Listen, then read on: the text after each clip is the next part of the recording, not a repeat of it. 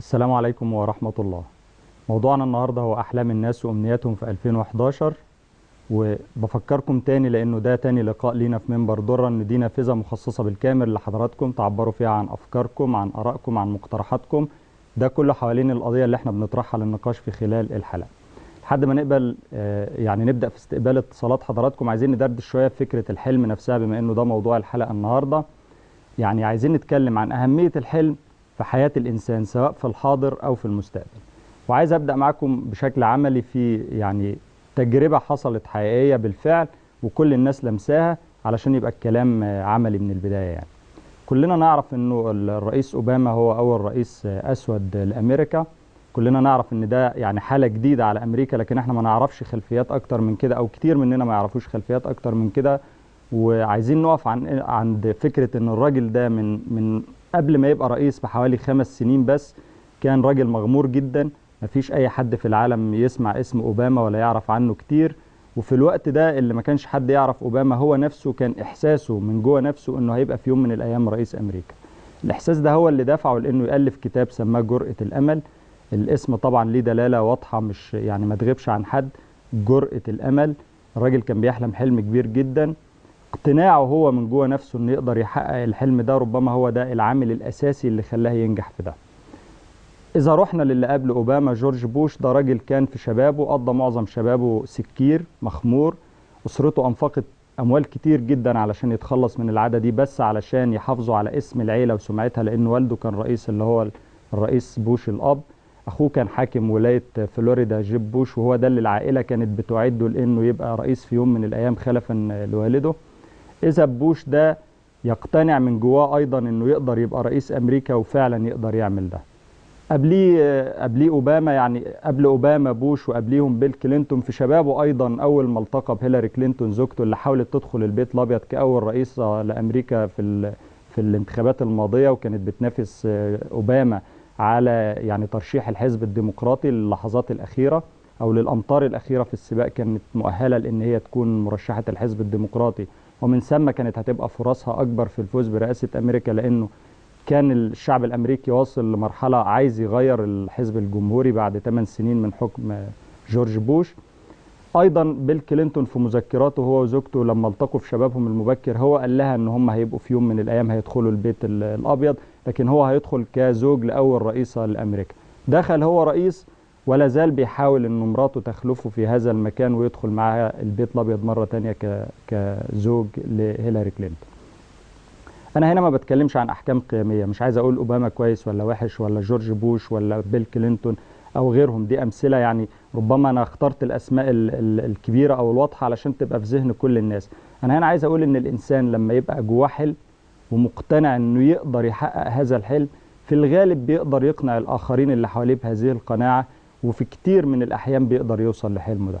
مش عايزين بس الكلام يبقى عن السياسة وفقط. يعني احنا عندنا حد زي مارادونا مثلا، يعني في شبابه المبكر لما كان طفل بيلعب الكرة حافي في شوارع الأرجنتين، لو ما كانش جواه الحلم ده وجواه القناعة بنفسه انه في يوم من الأيام يبقى هو ديجو أرماندو مارادونا، ما كانش بقى كده.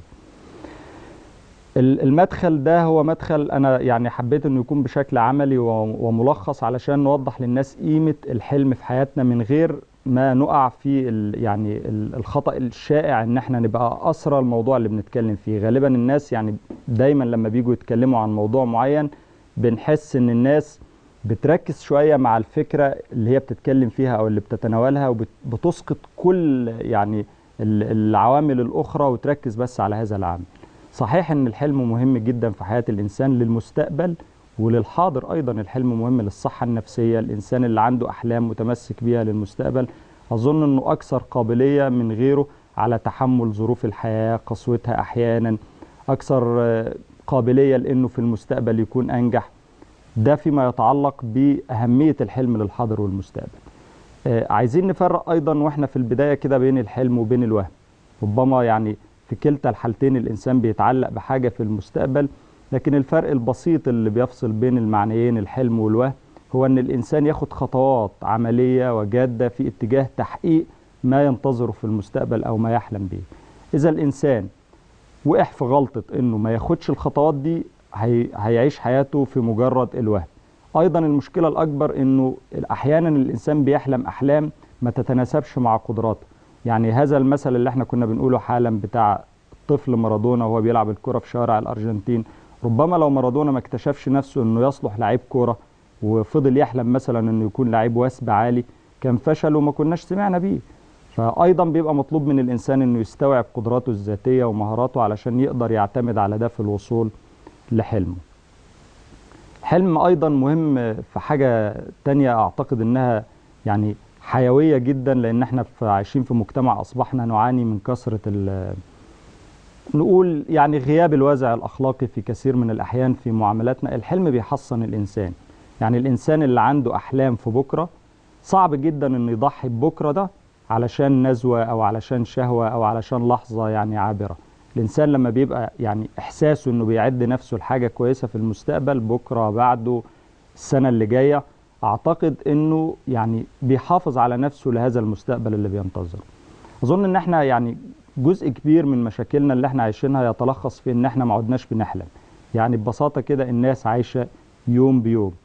مش بس الناس، يعني على المستوى الجمعي وعلى مستوى الدول، اعتقد ان الدول اللي عندها احلام، الجامعات اللي عندها احلام، الافراد اللي عندهم احلام هم اكثر يعني تمسكا بمستقبل افضل، وهم اقدر بالحصول على هذا المستقبل. زي ما اتفقنا كمان انه الحلم ليه خطوات علشان نحققه، اتكلمنا منها عن انه تناسب يعني احلامي مع قدراتي.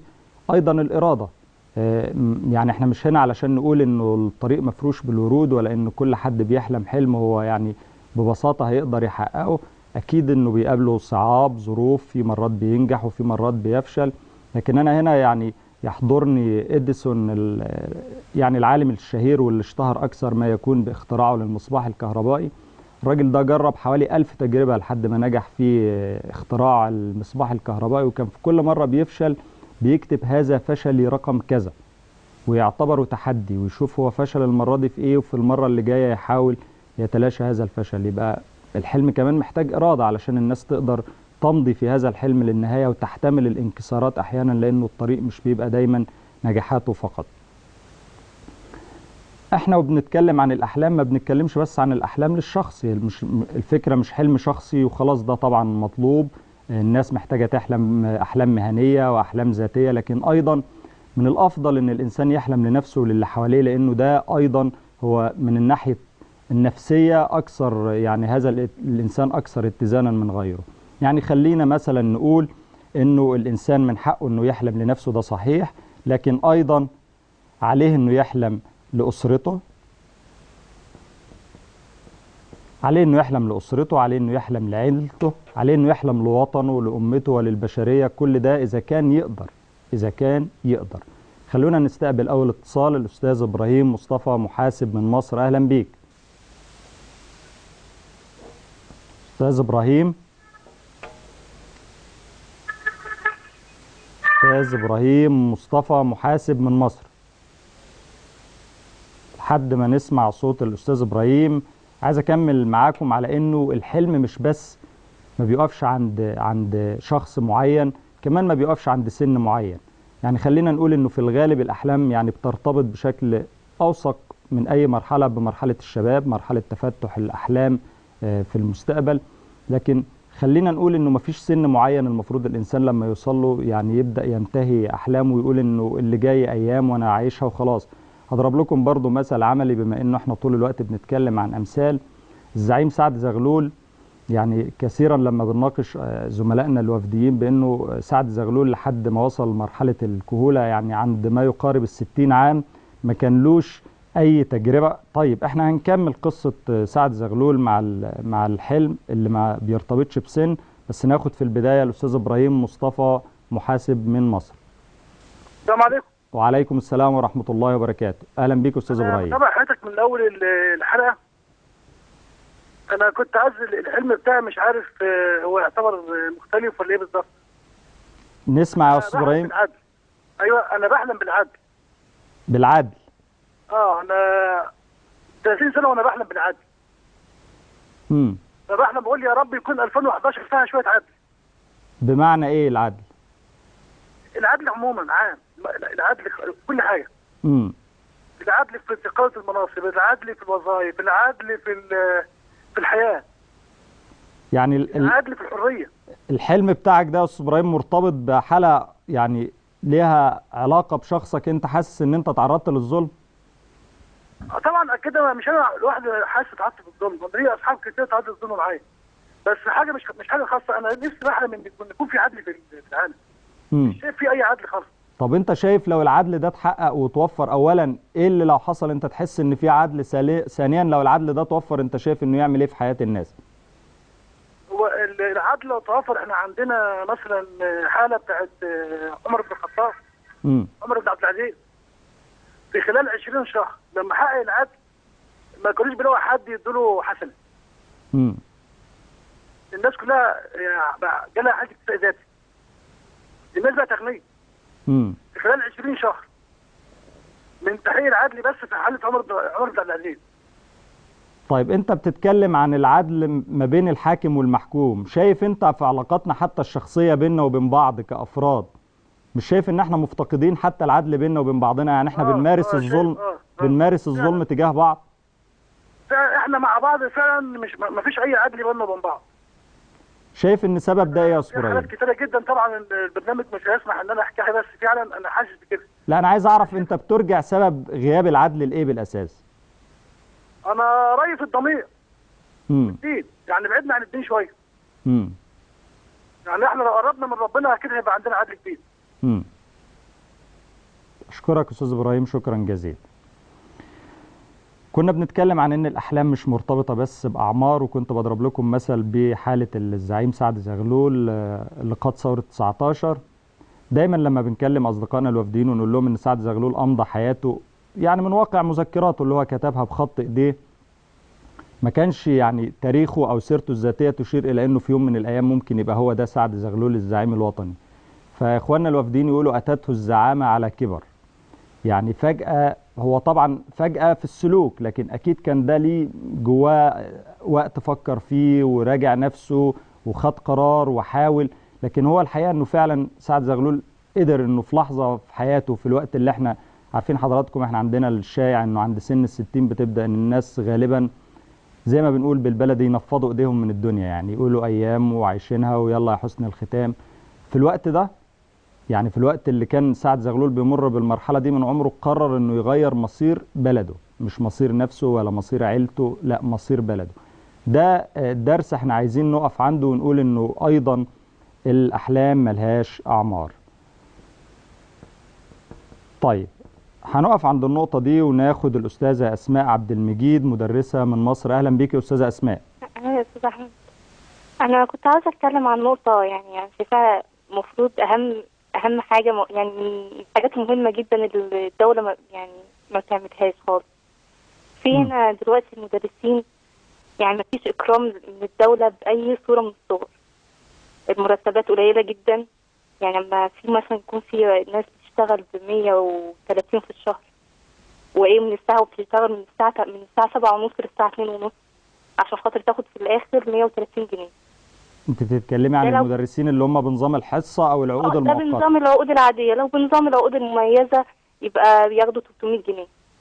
300 جنيه عشان كل يوم يشتغلوا من الساعه 7:30 للساعه 2:30. وشغل المدرس كمان مختلف عن كتير من الموظفين، على اعتبار انه مطلوب منه انه يبقى واقف طول الوقت وبيشرح وبيتفاعل مع تلاميذ، مش قاعد على مكتب يعني. ده غير الدولة اللي بتعمله الأنشطة، يعني باستثناء اللي هي المادة الأساسية بيبقى فيه أنشطة وملفات إنجاز وحاجات كتير جدا. يعني حتى في الوقت لو هم قاعدين، لو احنا قعدنا مثلا حصة ولا حصتين فاضيين برضو بنشتغلهم. يعني ما بنقعدش، يعني طول الوقت شغل، وفي الآخر ما فيش أي إكرام من أي حاجة، يعني ما فيش تعويضات، يعني نحس إن احنا يعني بناخد حقنا. طب انت بس اتكلمتي عن المقابل المادي، شايفه كمان انه المقابل المعنوي مرضي؟ يعني انا عايز افهم منك المقابل المعنوي يعني مفيش، فعلا مفيش مقابل معنوي. لا انا بمعنى اصح الاداره مثلا بتاعه المدرسه معتبرين بتوع العقود ديت ما بيشتغلوا، يعني مش مدرسين اصلا. يعني حبر على ورق، يعني انتوا ايه بالرصاص، اسمكم بالرصاص. طب انا في حاجه مش فاهمها، وربما علشان انت يعني موجوده في المجال ده تشرحيها لي. أيوة. إذا احنا كنا مقتنعين ان احنا عندنا عجز في المدرسين واحنا محتاجين نسد العجز ده بمدرسين جدد، يعني ينضموا الى القدامى. ايه المبرر ان هو يتم يعني الرابط اللي بينهم وبين وزاره التربيه والتعليم تبقى في صوره عقد مؤقت او في صوره علاقه مدرس بالحصه ومش تعيين؟ انا مش عارفه فعلا، هو فعلا المدارس بتبقى محتاجه مدرسين، طب ليه ما يعينوهمش؟ ليه يعني؟ مش فاهمه. اسماء انت سامعاني؟ ايوه مع حضرتك. طيب انا عايز افهم منك برضو، يعني انت لازلت بتتكلمي عن الاجر، شايفه ان الاجر ده ليه دلاله في يعني في احساس المدرس بنفسه، في تعامله مع التلاميذ، في علاقته بزمايله اللي هم الاقدم اللي حاصلين على عقود مميزه، او حتى اللي بيعملوا بنظام التعيين؟ يعني في بيعمل ايه بين المدرس وبين زمايله وبينه وبين الطالب اذا كان عنده احساس ان هو مش متقدر بالشكل الكافي لا ماديا ولا معنويا؟ في يعني هو يعني في ناس اما بتحس، يعني في مدرسين، يعني مش كل المدرسين، بس في مدرسين لما بيلاقوا في ما فيش مقابل طبعا بيأثروا، يعني شايفين ان هم هيتعبوا نفسهم ليه؟ بيأثروا في شغلهم اكيد يعني. طيب انت شايفه انه المدرسين اللي هم متعينين برضو معتبرينك ما فيش، يعني انت مش حاجه، يعني ما تقدرش تنافس في اي حاجه. احنا متفقين على انه الاجر، اعتقد اللي انت بتقوليه ده محدش هيختلف معانا انه اجر يعني عايزين نقول انه لا يليق مطلقا معلمين ورثة الانبياء زي ما بنقول، وهم المسؤولين عن تخريج الاجيال اللي جايه. واذا كان المدرس احساسه ان هو مش واخد حقه، هيبقى فيه صعوبه اظن ان هو يؤدي رسالته بالشكل الكافي. لكن هل تعتقد انه هذا الاحساس كافي لانه يأثر في شغله؟ لا، هو طبعا هو الضمير، يعني لازم يكون في ضمير في كل حاجه. هو خلاص هو قبل بالوظيفه، المفروض هو كله بيشتغل بقى خلاص ما دام هو قبل بالوظيفه، بس دايما في احساس بالظلم. اسماء، انا بشكرك شكرا جزيلا. اسماء عبد المجيد، مدرسه من مصر. كنا واقفين عند نقطه انه الاحلام مش بس يعني مش مرتبطه بالشخص او بالمجموع او بالوطن ككل، وقلنا ان الاحلام كمان مش مرتبطه باعمار. لكن هو في نقطه مهمه الحقيقه لازم نقف عندها. يعني احنا ضربنا امثله يعني بشخصيات تزعمت او رأست الولايات المتحده الامريكيه، بلاعبين كره مشهورين من امثال مارادونا. لازم نقف ونسال نفسنا سؤال: هل مجتمعاتنا في المجتمعات العربيه يعني تحرض على الحلم ام العكس؟ الحقيقه انه ده سؤال يعني اجابته ما بتبقاش عندنا كافراد، لكن واجب ان احنا نطرحها وان احنا نتناقش حواليها، لانه اظن ان واحده من وظائف الدوله الاساسيه هي دي، تحت الفرص المتكافئه للناس اللي تسمح لهم ان هم يبقوا عارفين ان على قد اجتهادهم على قد ما هيحصلوا في المستقبل. من غير ده ما يبقى موجود، هيبقى عندنا صعوبه كبيره الحقيقه في ان الناس يعني تحلم ببكره، على اعتبار ان هم هيبقوا شايفين انه مش بالاحلام ولا بالمجهود، ده في اعتبارات تانية بتخلي الناس ترتقي او تتقدم. لكن مع الاعتراف بهذا الواقع، هل نعتقد انه في مبرر للناس انها تستسلم للاحباط واليأس؟ ما هو في النهاية الضحية هيكون هو الشخص اللي استسلم لهذا الاحباط. انا عايز اقول لحضراتكم انه احنا لازم نعترف بهذا الواقع اللي احنا عايشين فيه عشان ما نبقاش عايشين في اوهام، لكن لازم ايضا نؤكد على انه لسه في ناس قادره ان هي تنجح وتتحدى هذه الظروف. وانا بسأل حضراتكم ليه ما نكونش من الناس دي. حاتم سلامة، محامي من مصر، اهلا بيك. اهلا بيك يا استاذ احمد. انا سعيد جدا ان انا بشارك في البرنامج، وبصراحه نفسي ان جميع البرامج تقتدي بهذا البرنامج، لانه بجد بيدي المساحه الكافيه لان الواحد يبدي برايه.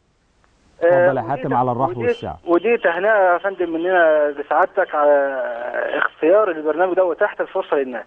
شكرا يا حاتم. بدايه يا استاذ احمد، احب ان اتلو قول الله سبحانه وتعالى: ادخلوا مصر ان شاء الله، ان شاء الله امنين.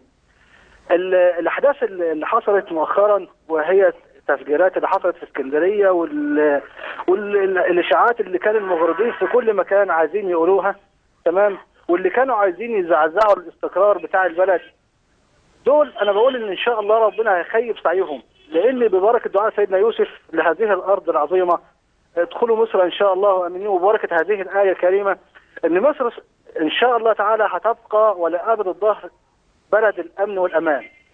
فانا عايز اقول لاشقائنا الاقباط ان اللي حصل دهيت او اللي حصل دهوت عمره ما هيأثر في العلاقات بين المسلمين وبين الاقباط، واحنا اشقاء في بلد واحد وبنعمل لصالح واحد.